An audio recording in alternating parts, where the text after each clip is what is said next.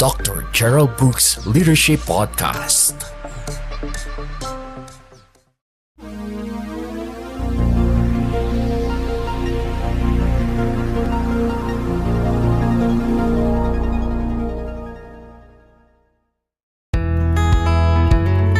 In partnership with Raul Quaresma Ministries and Cool 97.5, we gladly present to you Dr. Gerald Brooks Leadership Podcast for pastors, leaders, and church workers who are involved in God's ministry every Wednesday from 12 to 12:30 high noon, only here on Cool 97.5.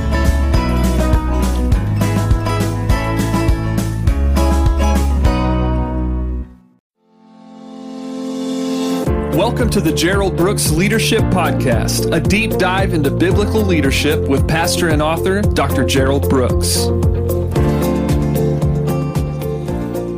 Hi, this is Gerald Brooks. Thank you so much for joining me for today's podcast. Today, I want to talk to you about leading when life doesn't cooperate. Leading when life doesn't cooperate. You know, leadership is one of those things that we go into with a certain degree of idealism. We think we have the idea, we think we have the plan, we think we have the team, we think we have the individuals we need. Many times we even think we have the budget, we have the infrastructure.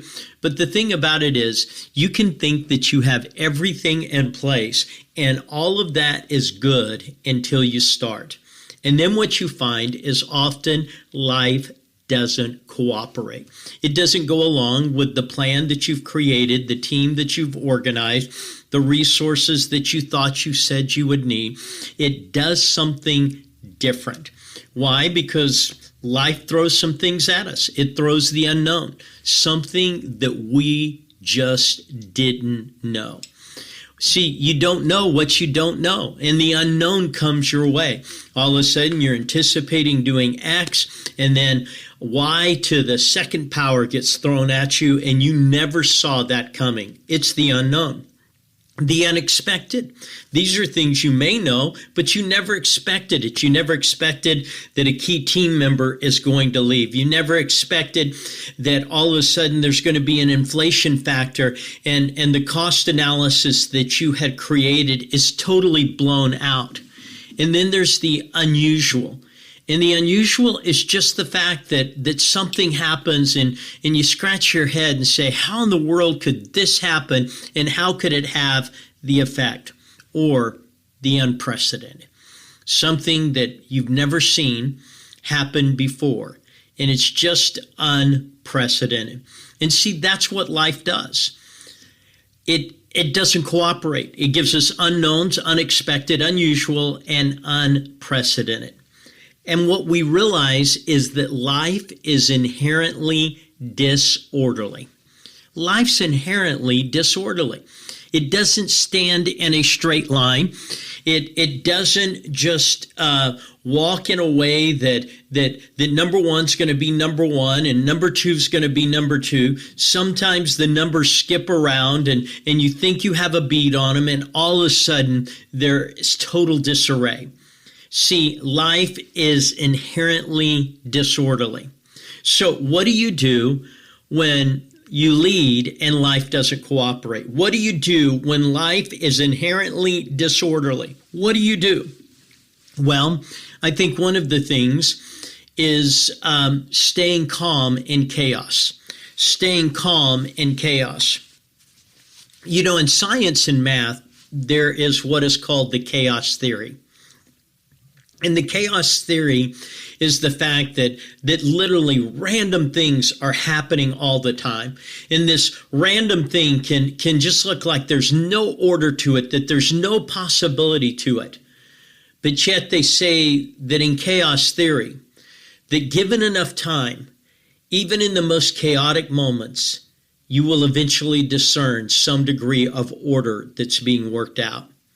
And one of the things that I would say to every leader is staying calm in chaos is the first step that you have to do. The Navy SEALs have a phrase, and that is that calm is contagious. Calm is contagious.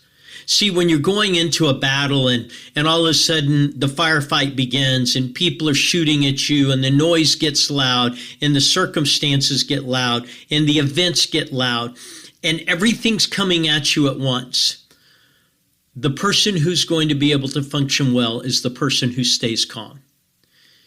And that's why they say calm is contagious.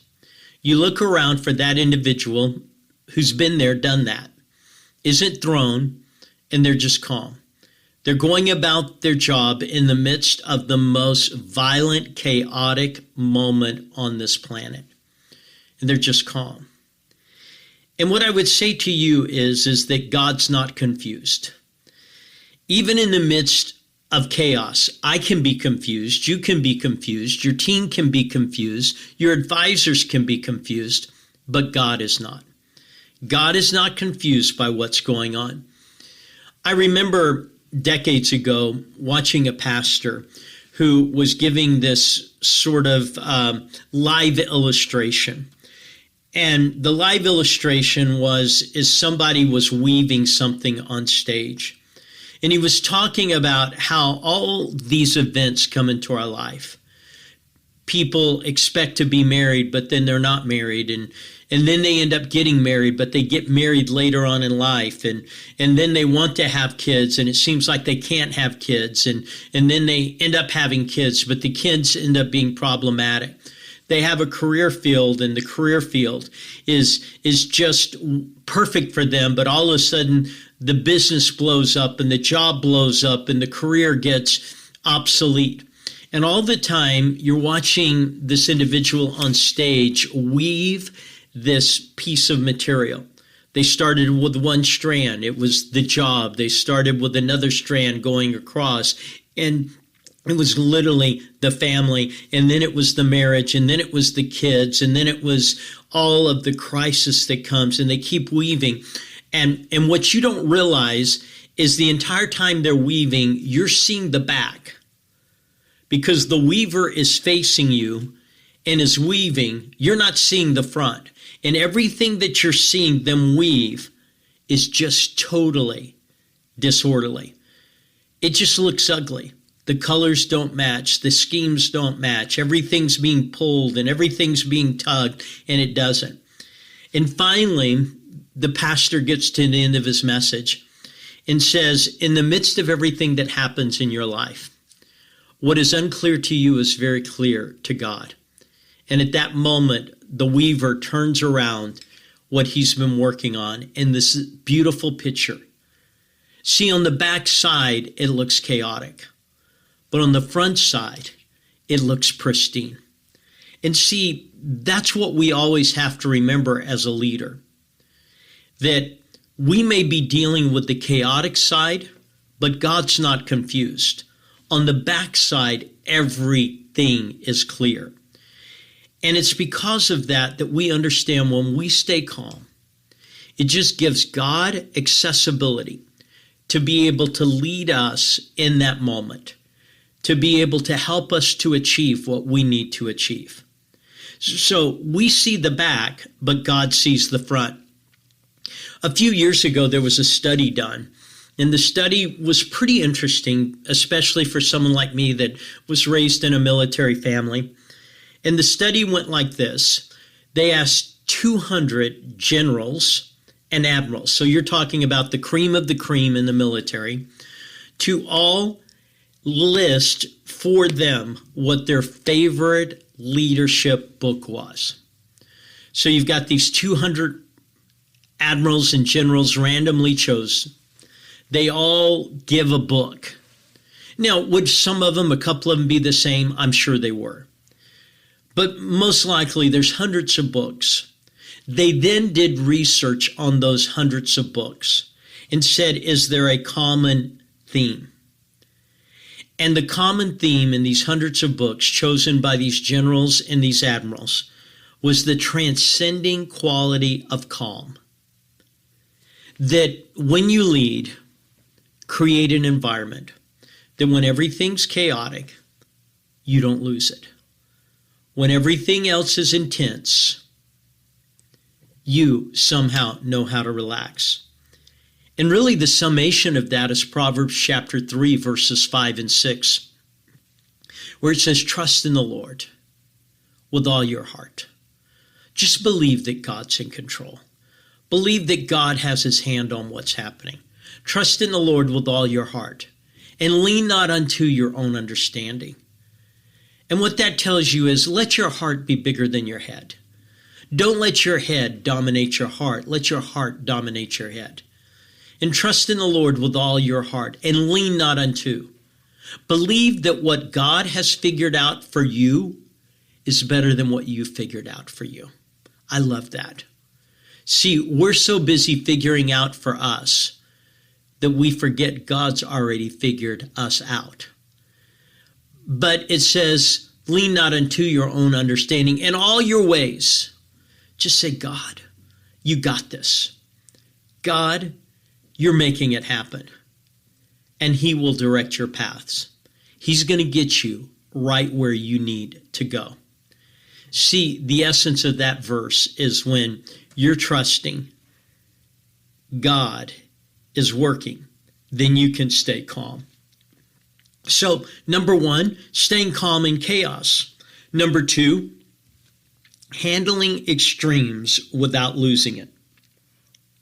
Handling extremes without losing it. Romans chapter 12 and verse 15, the Apostle Paul is really talking about leadership when you contextualize this from where he has begun in Romans chapter 11 and verse 29, that the gifts and callings of God are without repentance. And everything from that point on is really a leadership template on how you live out life as a leader. But he gets down to Romans 12:15, and he says in there, he says, we rejoice with those that rejoice, and we weep with those that weep. We rejoice and we weep. We rejoice and we weep. See, those are extremes. The best day, the worst day. The good day, the bad day. The happy day, the sad day. See, life is a roller coaster. But the difference is, you can't see the ups and downs coming. I remember years ago that they built a roller coaster in a certain community, but to make it more intensive, what they did was they built it inside a building. And the building was pretty well pitch black. So even though you could anticipate a little bit of the grade, you couldn't anticipate the whipping right to left, whether the ups were going to be long ups or the downs were going to be long downs. And all of it was designed to maximize the tension of the ride. But see, that's what life is. It's a roller coaster, but you don't get to see. I hear people make this phrase all the time. My life was perfect until I received the call, until the test came back, until. What I want to say to you is that life's a roller coaster, and you as a leader are going to have to handle that because you're not on the roller coaster alone. There are other people. You may be in the front cart, but there are people behind you. And the thing about the roller coaster is when you're on the roller coaster of emotions, overreaction tends to be. So even though we're rejoicing, we rejoice, but we still keep our bearings. We not only rejoice and keep our bearings, but when we're sad and we're weeping, we keep our bearings there too. See, the thing that causes you not to overreact is that you maintain perspective. Now, in the Navy world, they used to have to navigate through a thing called a sextant. And a sextant was a device that was really a degree curve. And this degree curve had a couple of devices on it. One was an ocular device that you would look through. The other was sort of a leveling device that would be a horizon. And the way a sextant worked was this. you needed a horizon. We call that Earth, where Earth and the sun begin to meet, the horizon. We're the edge of what our sight can see. But then you needed a celestial. We call that heaven. And so they would look at the moon. They would look at a star. And as long as they had an earthly horizon and a heavenly star, they could fix their location. And it's how they used to navigate on the oceans before we had all the GPS. And in some places, you're still required to be able to operate this device, to be able to sell. Because what if GPS went down? What if all the data points left your computer? How do you go? You've got to find a star above, and you have to find the horizon. And see, if you translate that into leadership, what it means is this: be honest about what you're seeing on earth, but always filter it through heaven. Be honest about what you see on earth, but filter it through heaven. You see this repeatedly in the Bible. It says about Moses, he endured as seeing him who was invisible. Think about that.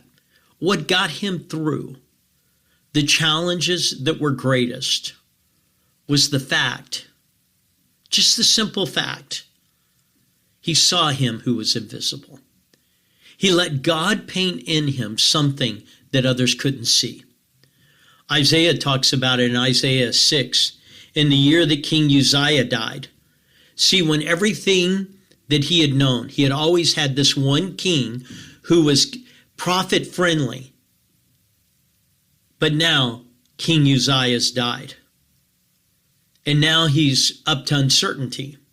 But what does he see? But I saw the Lord. When things are uncertain, you better see the Lord.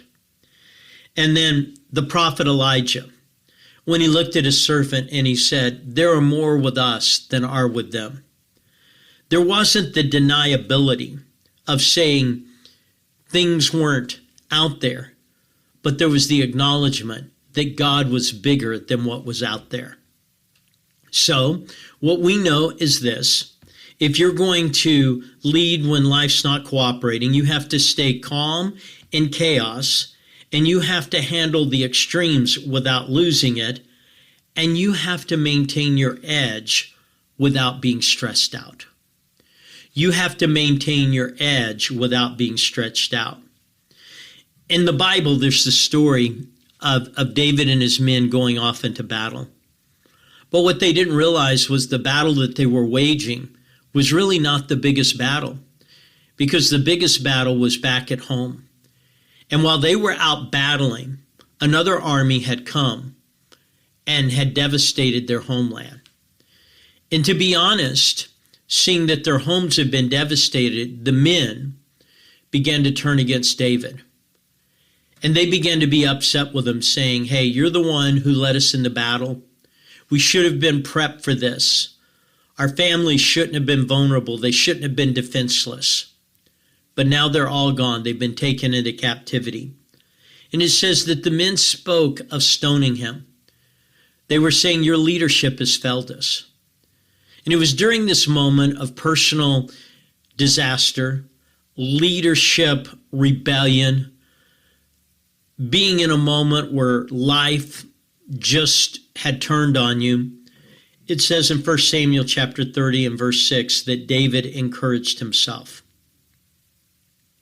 He encouraged himself in the Lord. Well, what does that mean? There are times when there's no one else going to encourage you as a leader. And you have to learn the personal encouragement skills to keep going. What keeps you going when you have no reason to keep going? How do you keep going when everything says stop? That's what David learned. And as a leader, you've got to learn this. And what we find is that David encouraged himself in the Lord. When everything is chaotic, go back to what is clear. And what is clear for David is that no matter how it looks, God's God. And he was going to let God be God. And for some of you, I would say God's God and let him be God. But when all the noise happens, remember this. Don't let the noise get the best of you. In restaurants, there's the psychology of sound. What we know is if they want you to linger in a place, they play music that is less, its tempo is less than the average heart rate. That means just take your time, lay back, have the conversation. But if it's a restaurant where they're trying to turn tables or they're trying to get you to move on to next, buy the next item, then they raise the volumes so that your heart is hearing a rate of beat that's faster than the normal heart. And what that does is it raises the intensity. And so you're either going to get out of there or you're going to do more when you're in there. In the military and in science, there's a phrase called signal to noise ratio. And the signal to noise ratio is that many times you're broadcasting a signal, but there's earthly background noise, there's event noise, and there's all of these things around that can create the crackling sound. And that crackling sound can get so loud that you can't hear the signal. And so one of the things that they train people to do is to hone in on the signal, to adjust their devices just a little bit, to eliminate some of the background. And what I would say to you as a leader, you're going to have to eliminate some of the noise around you. You're going to have to watch the signal to noise ratio, because if you don't watch it, you won't hear God. And you won't hear what God's saying to do next. And you need to hear that. That being said, we live in a world that doesn't always cooperate. Life doesn't cooperate. It gives us the unknown, the unexpected, the unusual, and the unprecedented. Life is disorderly. It's not these nice little boxes. It's everything being thrown up in the air haphazardly and landing where you're going to have to manage things. But if you're going to lead in the midst of that, then you're going to have to stay calm in chaos. And you're going to have to handle the extremes without losing it. And you're going to have to maintain your edge without being stressed out. So what I want to say to you, this is 3 simple skills. But this is how you lead when life doesn't cooperate. Thank you so much. Thank you for listening to the Gerald Brooks Leadership Podcast. If you'd like more information on Dr. Brooks's books, audio, or speaking engagements, please go to geraldbrooksministries.com.